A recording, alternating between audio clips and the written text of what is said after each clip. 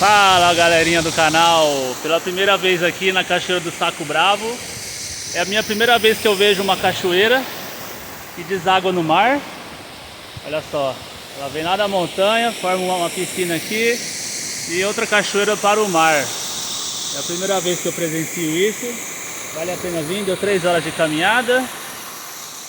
O local aqui é incrível, Cachoeira do Saco Bravo. Aí se quiser dica, eu passo as dicas aí, tá? Questão do barco, questão da trilha.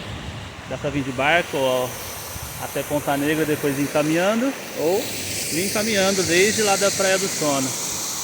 Valeu galera, um abraço, hein? Agora eu vou curtir a água, vamos tomar um banho geladinho aqui.